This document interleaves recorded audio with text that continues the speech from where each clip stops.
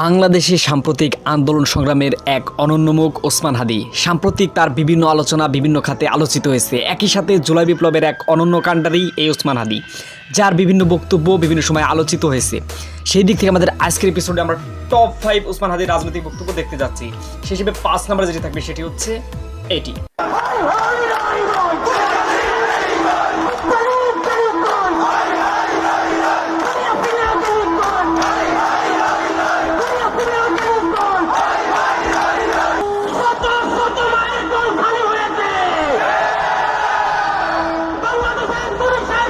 সত্যি ফ্যাসিবাদের বিরুদ্ধে এক অনন্য কাণ্ডারী এবং হংকারধারী নেতৃত্ব ছিল আমাদের ওসমান হাদি। এখন আমরা ওসমান হাদির টপ 4 রাজনৈতিক বক্তব্য দেখতে যাচ্ছি। বিশেষ করে একটা টেলিভিশন অনুষ্ঠানে সে তার সন্তান এবং তার রাজনৈতিক মতাদর্শ নিয়ে চমৎকার কিছু কথা বলেছিলেন, যেটা ব্যাপকভাবে আলোচিত হয়েছিল। তাহলে চলুন আমরা সেটি দেখে আসি। মন খারাপ হয় যে আল্লাহ যদি আমাকে কোনোদিন নিয়েও যায়, তো এই যে ছেলে মেয়েগুলো, মানে আমি আল্লাহর কাছে সবসময় দোয়া করি। আপনি জানেন যে আমার আল্লাহ একটা সন্তান দিছে, 3 মাস ওর বয়স। আমার বাচ্চাটা তো আমি 3 মাসে 30 মিনিটও কোলে নিতে পারি নাই। তো আমার ওয়াইফ খুব মাঝে মধ্যে আর কি মজা করে বাচ্চারে বলে যে ইনকিলাব মঞ্চের মুখপাত্র তোমার সাথে দেখা করতে আসছে। তো আমার এই প্রথম মনে হলো কি যে আমি ভাইয়ারে বলি, ভাইয়া আল্লাহ যদি আমাকে নিয়ে যায় আমার বাচ্চাটার দিকে একটু খেয়াল রাখেন। তো এই কথাটা আমি বলতে পারিনি। আব্বার একটা, মানে আপনি যদি বলেন যে আমার সারা জীবনের যেটুকুন সততা, সাহস, লড়াই, এটার দুনিয়ার সমস্ত শক্তি আমার আব্বা।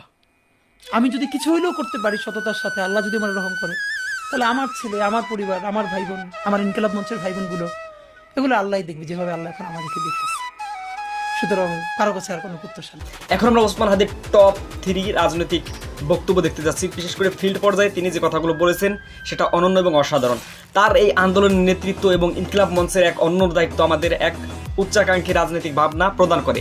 সেই দিক থেকে 3 নম্বরে যেটি থাকবে সেটি হচ্ছে ভারতীয় গোয়েন্দা সংস্থা রয়ের বিরুদ্ধে তিনি ডিরেক্টলি ইনডিরেক্টলি কথা বলেছেন। বিশেষ করে ভারতীয় আধিপত্যের বিরুদ্ধে সোচ্চার কণ্ঠস্বর ছিলেন ওসমান হাদি। সেই হিসেবে ওসমান হাদির 3 নম্বরে থাকবে রয়ের বিরুদ্ধে বলা তার এই অনন্য কথাগুলো। তাহলে এরকম তুমুল হত্যার পরে যখন গৃহযুদ্ধ হয়ে যাওয়ার কথা সেইটা হয় নাই, বরং এখনো এখানে এসালম হাজার হাজার কোটি টাকা নতুন করে হাসিনার সাথে মিটিং করেছে। ইলেকশনের আগে বড় বড় ফিগারকে এখানে অ্যাসাসিনেশন করা হবে, গুপ্ত হত্যা করা হবে। পুরো এখানে ভারতীয় আধিপত্যবাদ এখানে সব থেকে বেশি অ্যাক্টিভ আছে। এখানে আওয়ামী লীগের হাজার হাজার কোটি টাকা, তার সচিবরা, তার পুলিশরা, তার পান্ডারা সব রয়ে গেছে। এখন আমরা ওসমান হাদির টপ 2 রাজনৈতিক বক্তব্য দেখতে যাচ্ছি। এরপরে আমরা দেখবো সেই কাঙ্ক্ষিত 1 নাম্বারটি। বিশেষ করে 2 নম্বরে যেটি আছে সেটা হচ্ছে গোপালগঞ্জ।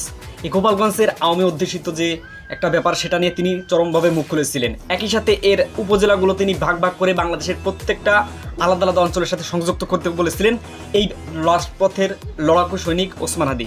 হিসেবে 2 নম্বরে যেটি থাকবে সেটি হচ্ছে এটি। আগামী 24 ঘন্টায় অ্যাকশন দেখবো, অ্যাকশন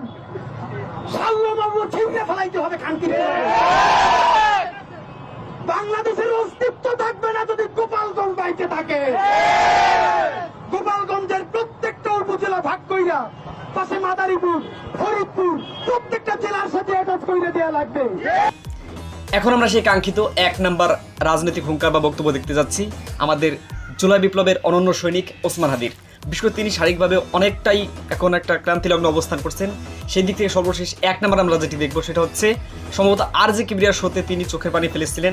বিশেষ করে জুলাই আন্দোলনের আহতদের নিয়ে তিনি যে দারুণ কথাগুলো উল্লেখ করেছিলেন সেটা থাকবে নাম্বার 1। ছেলেটা শুনতেছে যে আমি এসছি, ও কোরআনের হাফেজ, মনে হয় 21 না 22 বছরের, 2 চোখ চিরতরে হারাই গেছে, আলো ফিরবে না।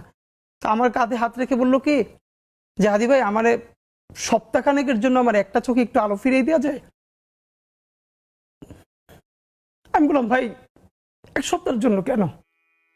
বললো ভাই অন্তত আমার মারে আমার খুব একবার দেখতে মন চায়। আমার মা আমার অনেক নিষেধ করছিল আন্দোলনে যাইতে, আমি ফিরে আসার সময় মারে দেখি নাই। আমার একটাবার মন চায় আমার মারে দেখি। তো যারা হাজার হাজার কোটি টাকা পাচার করে বিদেশ চলে গেছে,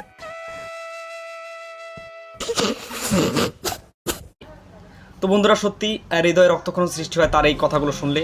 বিশেষ করে তার এই অমায়িক বাচনভঙ্গি এবং তার এই রাজপথে লড়াকু সৈনিকের যে একটা অংশগ্রহণ, সেটা আমাদের সত্যি বিমোহিত করে। তো এই হচ্ছে ওসমান হাদির টপ 5 রাজনৈতিক বক্তব্য। এর মধ্যে আপনার কোনটা কেমন লেগেছে সেটা অবশ্যই কমেন্ট করে মন্তব্য করে লিখে জানাবেন। সে অচিরে আমাদের মাঝে ফিরে আসুক, আর যদি ফিরে নাই আসে আল্লাহ তাকে জান্নাতের উচ্চ মাকাম দান করুক। এই প্রত্যাশা আমাদের আজকে এপিসোড শেষ করছি। সবার সাথে দেখা হবে নতুন আরো একটি পর্বে। আসসালামু আলাইকুম।